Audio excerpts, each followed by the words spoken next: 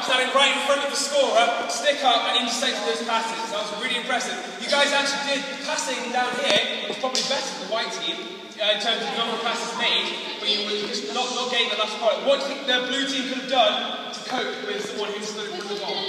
Lower one. Yeah, so coming round to the side, rather than always going 2-2 over. We did the same one every time. Sorry? We did the same. Exactly, yeah. So she knew what we were going to do because it's the same every time. Okay, one point to emphasise as well, which I haven't emphasised before, is that the person who's in the box can change. It can be anyone, it can be one person at a time, but it can be, so she pops out to the side, someone else comes in the other side, and that's going to be, you know, how she's going to know who to mark. If there's two people who are going to be going in and out. You can change as much as often as you like, it doesn't have to be one person stood there no matter what. Okay? Everyone clear? Okay? Who's going to referee on the side?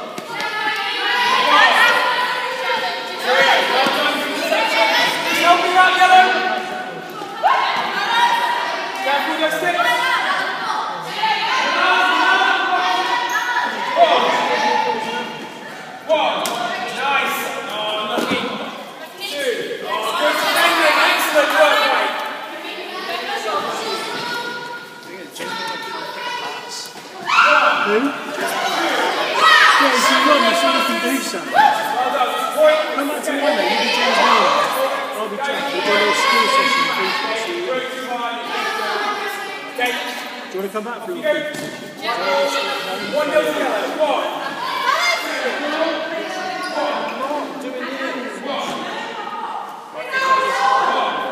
Two. Good. One. Hold it. Wait in the area. Yellow ball for the sides. Start to make 2 new passes though. 2 new passes. One goal. Is this just Premiership or overall penalties?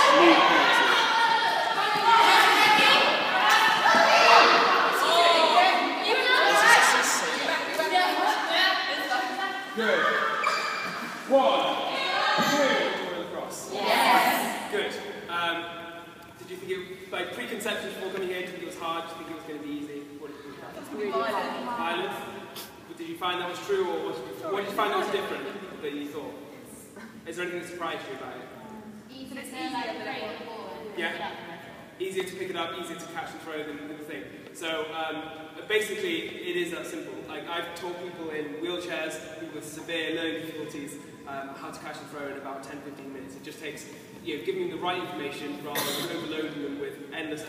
There's so much you can say about how to pick up the ball, but really all it is step, hop, scoop. Okay, so those 3 points, if you understand them, that's how you pick up the ball. It doesn't have to be overwhelming. And that's kind of what I've tried to get across to you today. Hopefully I have. Okay, so all of the key points that we went over, picking up the ball, step, squat, scoop, catching the ball, what were the 3 key points we had? Hand position, one at the top, one at the bottom. What was the other? Yeah, so have a give in your stick. What else? Yeah, so but was there another way to catch the ball? No. Okay, so 3 easy key points. You kind of make the 3 points however you want it to work. How about throwing the ball? What are the 3 key points? Hand goes down. Yeah, bottom points the way you want it to go. What next? Push and pull with your hands. Huh? If you want a loopy thing, then Yeah, exactly. So if you want to start off with a loopy pass, you can aim a bit higher, and that's going to make it easier for you to catch. Okay? So again, those points, hopefully, you can take them away. You, at the end of the day, write them down, or you know, have them in a stored somewhere. You can consult them whenever you need to. Yes.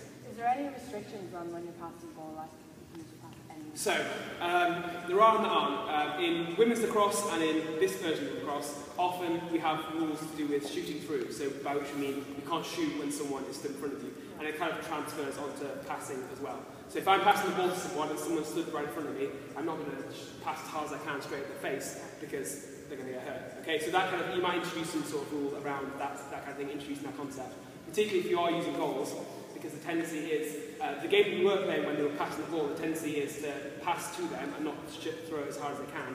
If you have the goals, we didn't have time to do that today, then particularly young kids, they have a tendency to just throw the ball as hard as they can from wherever they are on the pitch, and that can be dangerous. So you might have to have one of the, yeah. Are they just, they're not full size? Those are not full size, those are pop lacrosse goals, so they're for primary school kids, they're 3 foot by 3 foot, real lacrosse goal is 6 foot by 6 foot, so as tall as me and wide, not as wide as me.